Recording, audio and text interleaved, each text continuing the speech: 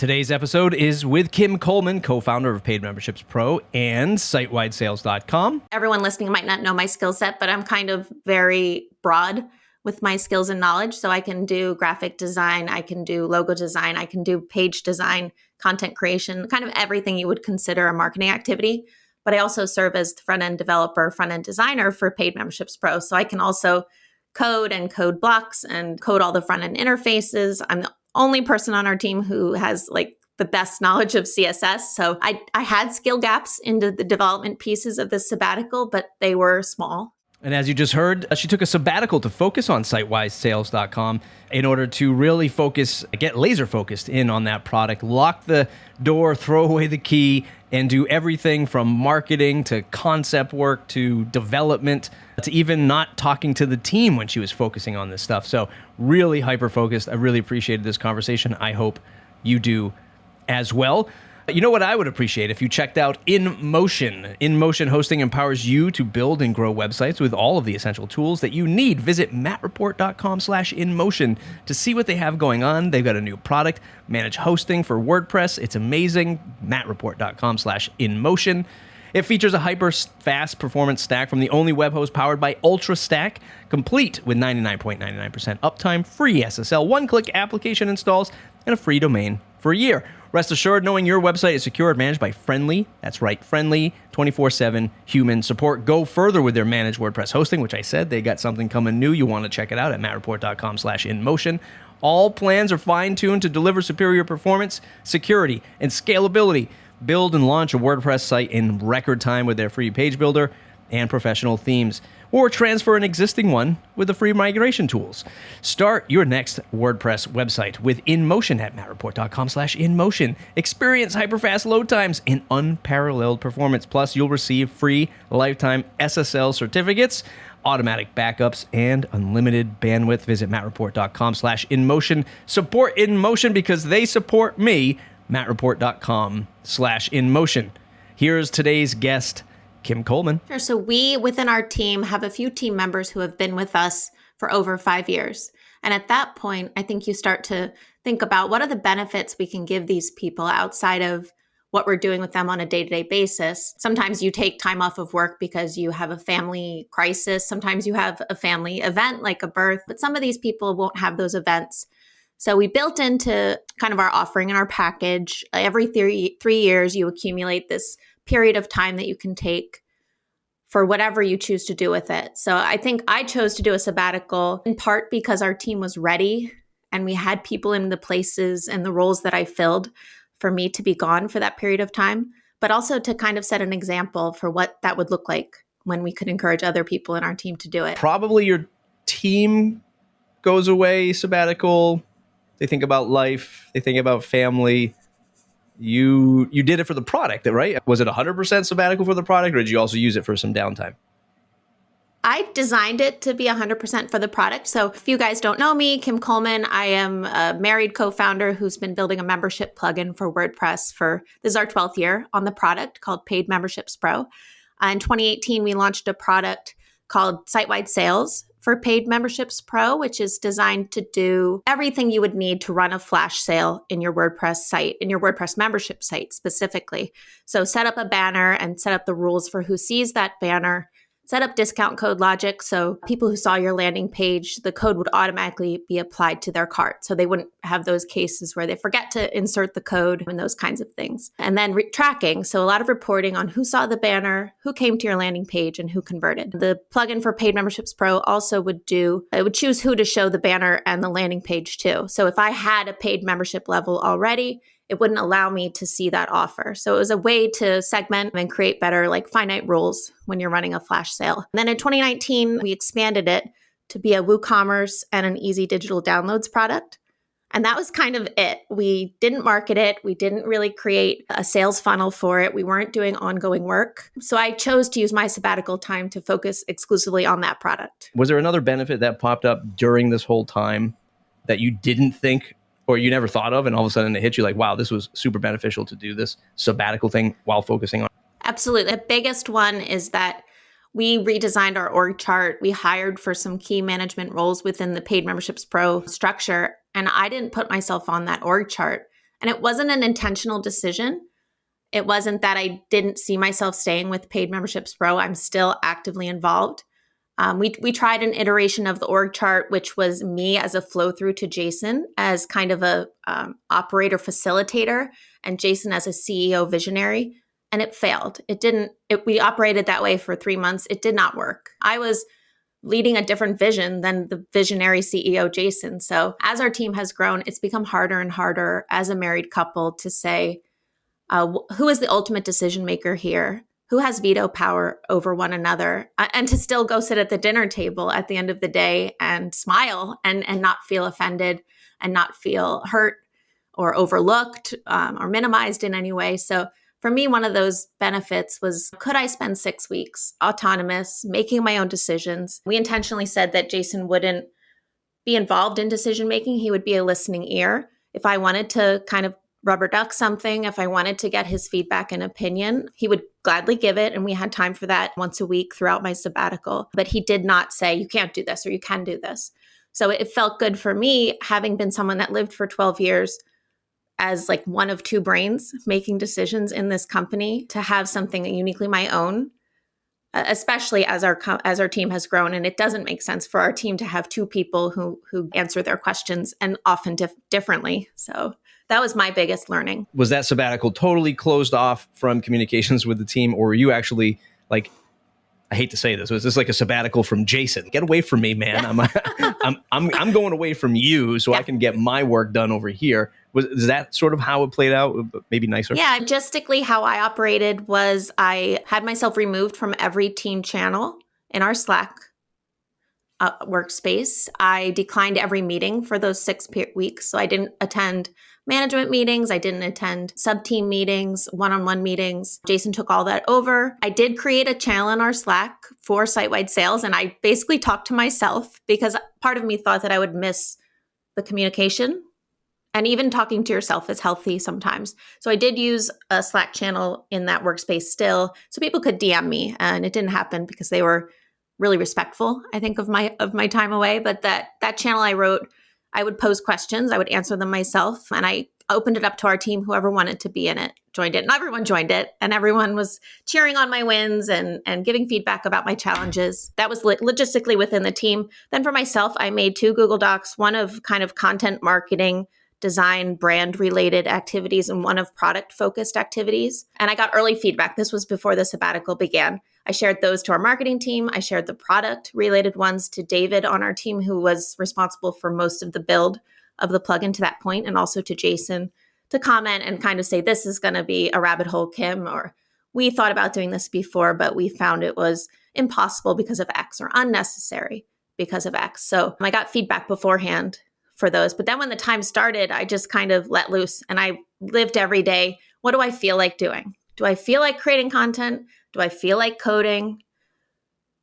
And that's how I operated. Both plugins still operate under Stranger Studios. It's still a parent company, or do you have them split off independent of each other? We still, both products are still products of Stranger Studios. Jason and I have one LLC. They're both the products within it. When you look to plugin teams like Awesome Motive, you think, wow, they have such a dynamic and rich offering. Like, they have a menu of things. They feed into one another beautifully. They have content streams that feed into selling their products. They have products that can be used adjacent to one another. So it's beautiful if you've gotten to that point. We're very early in considering if that's the direction we want to go. Having a lot of products, we create them in-house. We've considered acquiring some, but none have really stuck out to us. So yeah, all operating within the same parent company, I guess you would say. How big is the team now? We have 15 people. One is part-time, so we have 14 full-time people. It feels like the right number right now and where we want to stay for as long as possible, hopefully. We have people in management roles that are helping us kind of eke more value out of the team members that we have. And we have processes going into place that are helping us avoid the overages, especially in support, where you can spend hours and hours helping someone because they're nice and you're nice and things like that. So process is helping us scale. Yeah. Did you physically go away? Did I physically go away? No, I didn't. My kids are home for summer. We have a 10-year-old and a 13-year-old. So I was present with them. I didn't take any away trips. That might have been nice. Maybe if I do this again, I will consider doing that. We had one family vacation in the middle of it. But no, I didn't Jason and I don't work in the same office, in the same room. We have a building that's an outbuilding on our property where he works, and I work in my kitchen while I'm doing many other things within the home. But it kind of what suits me best, and it was fun to stay in that environment. You did another thing too, which, and maybe you didn't do it like fully, but I felt like you were kind of taking the whole build in public concept, but also like sabbaticaling in public. Is sabbaticaling in public? New hashtag. Yeah, like I saw you like tweeting into stuff and like asking questions. Was that sort of part of this experiment? Was it like that build in public kind of marketing thing too? And how do you see that? Because I know there's a lot of people like, I don't want to tell people what I'm doing. Like, it's not even like I'm shy to do it. I just don't want to tell people what I'm doing in this really competitive market. What are your thoughts on building this stuff out in public and talking about this as you go through it? Yeah, so with Paid Memberships Pro early on, that was our strategy. I think we were building in public before it was in to be doing it, before people were really using Twitter as a platform for those regular updates. We were using our blog to just kind of every day recap what had been done. I had a few-month-old baby on my arm, and I was writing blog posts and coding things. So I think I wanted to look back on what made Paid Memberships Pro successful early on and leverage those same strategies.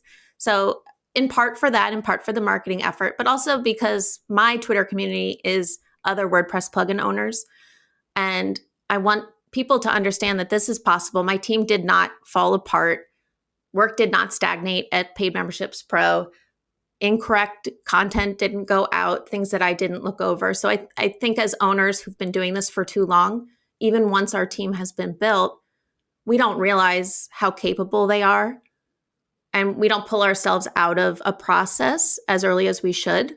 So the sabbatical for me pulled myself out of that process. And I hope demonstrated that it's possible and it's a finite period of time. And given the right kind of boundaries for decision making, your team can't screw things up too much. I almost said a curse word. Is that allowed on the Matt report? Yeah, it's fine. Yeah, listen. Okay, let it rip. Here we go. You also put what I'll call deadlines on things. I felt like that anyway, like watching you tweet about this stuff. I think you get to the point where it's like, I have one day left. I need to like do something. What should it be? And I'm just going to like paraphrase, but it was like write a blog post, do something else in marketing. What were those deadlines? From the start, I planned to avoid development, to avoid coding as much as possible, because that's the fun work. Everyone listening might not know my skill set, but I'm kind of very broad with my skills and knowledge. So I can do graphic design, I can do logo design, I can do page design, content creation, kind of everything you would consider a marketing activity. But I also serve as the front-end developer, front-end designer for Paid Memberships Pro. So I can also code and code blocks and code all the front-end interfaces. I'm the only person on our team who has like the best knowledge of CSS. So I had skill gaps into the development pieces of this sabbatical, but they were small, I guess I would say. So it might be hard for someone without any development skills to take a sabbatical, and then they'd have to hire in, I guess, if they had development type things.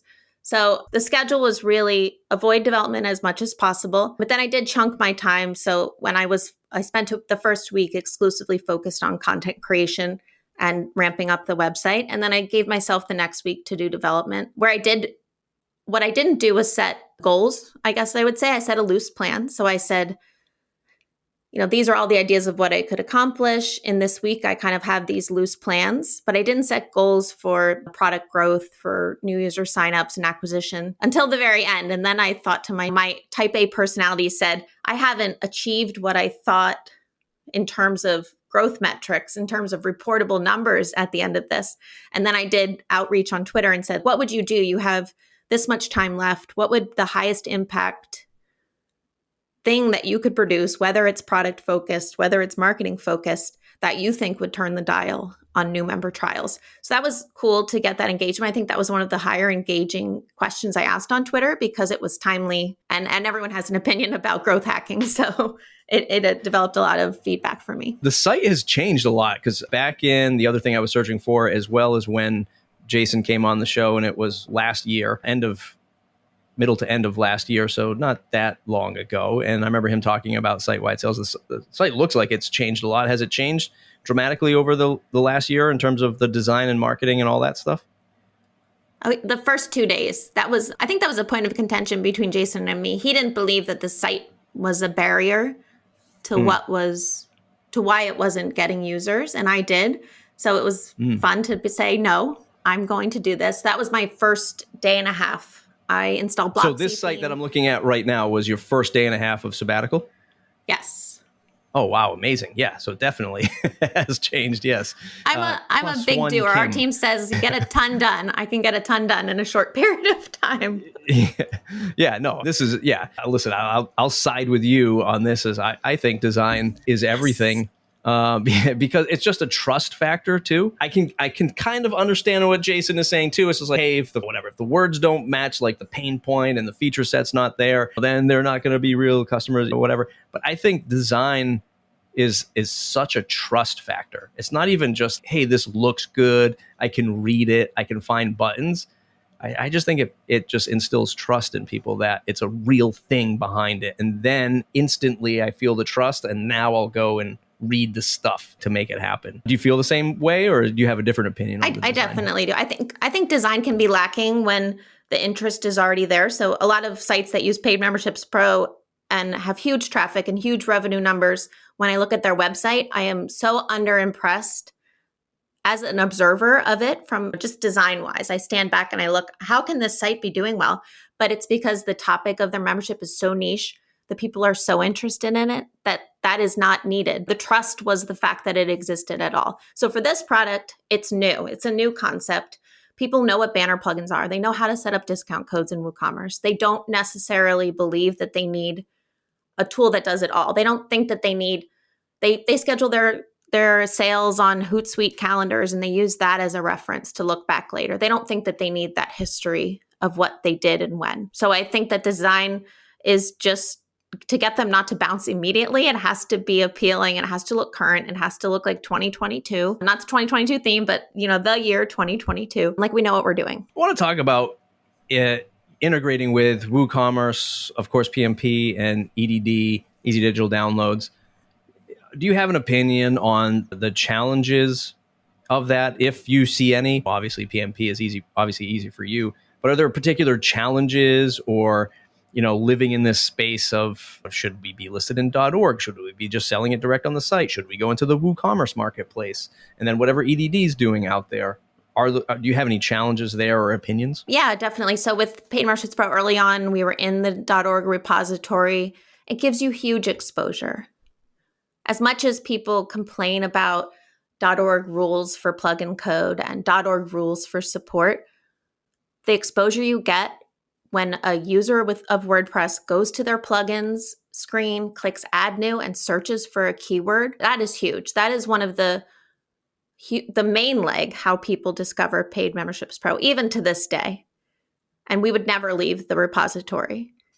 Without that exposure, especially for a WooCommerce extension, not being in the WooCommerce extensions library, you're flying solo, completely solo. When we developed the WooCommerce module, we looked at the 5 million installs that WooCommerce reports on WordPress.org and thought, oh, we could get like 0.1% of them, right? No, we are like a black hole and we don't exist outside of those marketplaces. I think WooCommerce users, people who build WooCommerce sites, they're not necessarily WooCommerce advocates and evangelists, but they live in their own little niche outside of us, outside of the WordPress community, I think. And it's hard to reach those people. They go to the extension store. There's an innate trust that comes with the plugins that are already approved to be a part of that marketplace. There's no ease of discovering Sitewide Sales if you're usually searching for plugins through the extension store or through the WordPress.org repository. So for that reason, there's kind of a marketing aspect to why building for WooCommerce is not as much gravy as we thought it would be. But we do look at EDD and WooCommerce as kind of the other leading e-commerce platforms for WordPress. And building the EDD integration specifically, we're plugin developers. We know a lot of plugin developers that use EDD. So we thought that would be a path because our existing community is already our peers who are using EDD. So that felt like a path to get users as well. Not so much yet. I don't know either about the EDD users or if they're jumping ship and going to WooCommerce too. So this is all a rambling to say, if you can be in .org, find a way to develop a plugin that can exist in that marketplace. If you are considering the WooCommerce extensions, I think you'll get huge exposure and huge marketing because they include you in their emails. They include you even in their own admin. On the coupons page in WooCommerce, it advertises 6 of their most popular coupons plugins. If I was in their repository, I would be on that page. So that's a challenge. I'm going to do something I haven't done in a while, and that's the hot seat. Oh,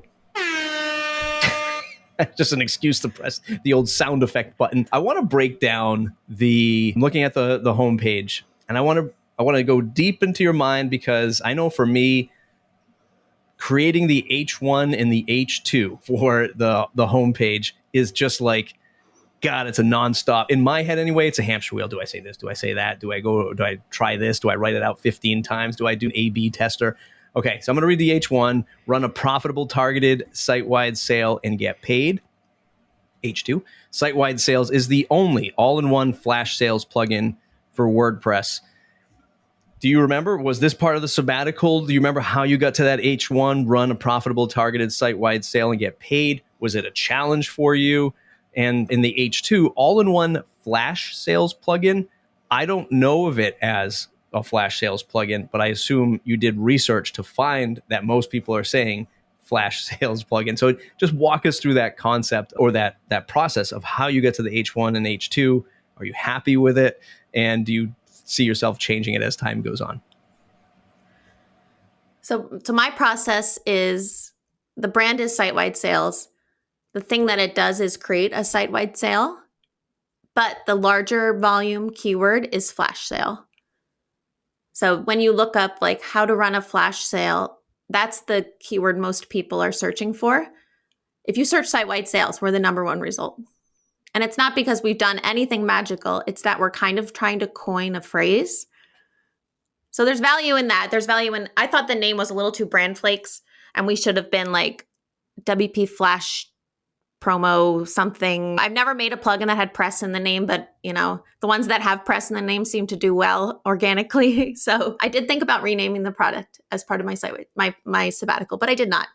But I wanted to use the word flash sale in a prominent place in this homepage for sure. And then the all-in-one is a nod to somebody on Twitter who read our old landing page and said it's kind of like set it and forget it, like Ronco electric food dehydrator. If you're old like me and remember infomercials, there was an infomercial series that would say kind of set it and forget it. It's like the all-in-one thing. And those were terms. And I thought that's a good term, because people do all-in-one tools and they like things that are streamlined to do all the steps of a process that they need. There's a lot of people in WordPress who argue about the number of plugins you can have installed in a site and the number of features you want kind of in a WordPress site. So monolithic plugins versus these like platformer kind of plugins is I would say we're kind of more on the platformer side because it's banners and discount logic. So that's kind of my usage of the all-in-one piece. And Jason was encouraging me to use what are the goals of an e-commerce site owner? And it's definitely to profit when you run a sale. I think enough e-commerce site owners don't reflect on the performance of a sale. They just say, is revenue bigger than it was the time I wasn't running a sale? Yes, it was successful, which isn't necessarily true. You could have left a lot of money on the table in the ways that site-wide sales can help you. So profitable kind of speaks to that piece. Targeted speaks to the right eyeballs viewing your sale, which I also say eyeballs later, but maybe that grosses people out in lower headings. But targeted in that people want targeting in their sales. They don't want a new customer offer to be shown to existing customers, which is something we do with WooCommerce. So I hope that term is getting that across. And get paid is part of our mission statement at Stranger Studios. When we look at the types of products we build, they're all centered around helping people be financially independent and get paid, because those are the types of businesses that we think are recession proof as plugin developers. Those are the types of businesses that, while they're challenging when you're handling people's livelihoods, they're also like amazing, because when people do really well and can leave their day job, move to the tropics and have a beautiful life because your plugin enabled that, that's beautiful. So that's kind of the get paid nod. If you click to the features page, I have a different heading and I kind of like that one more. So I'm not sure. I think I'm kind of in the air about it. Run flash sales like the big brands. Yeah. And that is a nod to every brand website that you go to. Like Land's End, I was just shopping for like swim cover-up rash guards. They're constantly running a flash sale. You will never get to oldnavy.com or landsend.com and there's not a flash sale running. So they're not necessarily perpetual sales in the way that some WordPress plugin teams do their perpetual sales. These are like, take 30% off category swim, and it's in a banner. The products are strike through price throughout the store. It shows what the discount applies to. So I wanted to make a nod to people who might see that functionality, who are running e-commerce stores who sell physical products. And they're like, how are they doing that? Like, how is Land End strike through pricing throughout their whole store? And how are they not requiring discount codes at checkout? That's what this plugin does.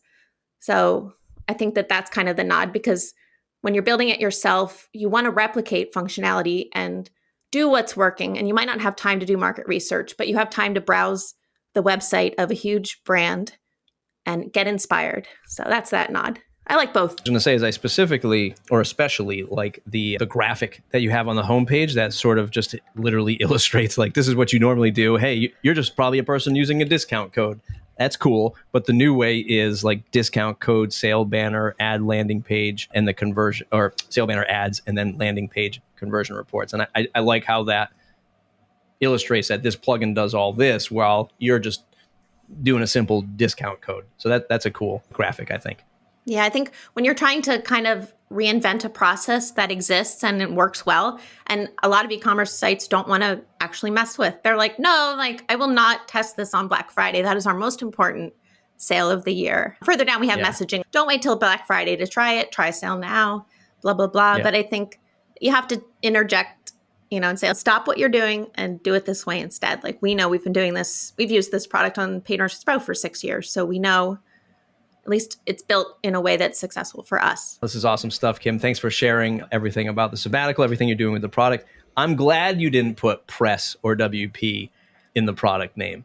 I like that. I like that we're not all following that suit, because you never know. Hey, it's 40% of the market space or the market share in 2022, but never know. Never know. Drupal could come in and all of a sudden scoop up 20%. And then you'll be like, oh shit, I can put this on a Drupal site too. Yep. Everybody. Could this just be a SaaS product? Does this even have to be integrated with WooCommerce? Could it operate as a drop-in 100%. JavaScript SaaS, like be kind of agnostic to the platform? So we're not ready to develop that yet, but SaaS is an interesting and growing favorite model. You said, could this be SaaS? And like in your house, Jason's ears just perked up. He was like, yeah, actually, yes. I think we should do that. Kim, where can folks go aside from sitewidesales.com? Sitewidesales.com. Start now for 30 days free and then $49 a year. Where else can they find you to say thanks? Sure. I'm most active on Twitter. My handle is ColemanK83. Or you can visit strangerstudios.com. Use the contact form there to reach me. It goes right to me. And if you want to meet Kim in the WP Minute Slack, go to buymeacoffee.com/MattReport. Support the show and join the membership for $79 a year. Join our Slack group. Yes, it's Slack now. It's no longer Discord. The members won. All right. I had to delete Discord. Let me tell you one thing as a bonus round here. When I was setting up Slack, because I've never really I set up Slack for my agency 50 million years ago. I don't remember setting it. I don't even remember what happened back then. But I can tell you, when you're setting up an online community, Discord just gives way more features for like controlling the groups, controlling the permissions, labeling people, or roles as they call it, and integrations, way more than Slack. Slack's like you get one admin and then you got to pay us $1 billion a month if you want anything else. And it's just like, oh man, Discord was kind of nice for that. Anyway, buymeacoffee.com/MattReport. Kim, thanks for hanging out today and sharing with us your sabbatical and everything you're doing with the products. Absolutely. Thank you so much. Hey, friends, thanks for listening to today's episode with Kim Coleman. It was a fantastic conversation. I don't know if I could ever force myself into a sabbatical. I know she wasn't really using the label force, but, really plan that out, because something about not focusing on a million things at once scares me, but that's probably the medicine that I need. How about you? If you are interested in WordPress news, you love WordPress news, you want to just see a 5-minute glimpse every Wednesday, sign up to my other newsletter /podcast/blog/membership at thewpminute.com. That's thewpminute.com. You can join for free on the newsletter. You can get that news every Wednesday, 5 minutes in your favorite podcast player. Search for us, The WP Minute. If you want to engage, if you want to help craft the news every week, go to buymeacoffee.com/Matt Report. You can join for $79 a year. You get access to a Slack group. We got about 50 strong now. There's definitely some traction going on. I'm happy to see it. People love Slack. I was on Discord. I know. Buymeacoffee.com/Matt Report. Join for $79 a year. When you share the news, you're sharing yourself. You're sharing your brand. It's a great way to not only contribute and help shape community WordPress news, but you get some recognition. If you're trying to get your name out there, you're trying to get your business recognized, the WPminute.com is the place for you. If you love that WordPress news, go to buymeacoffee.com/Matt Report.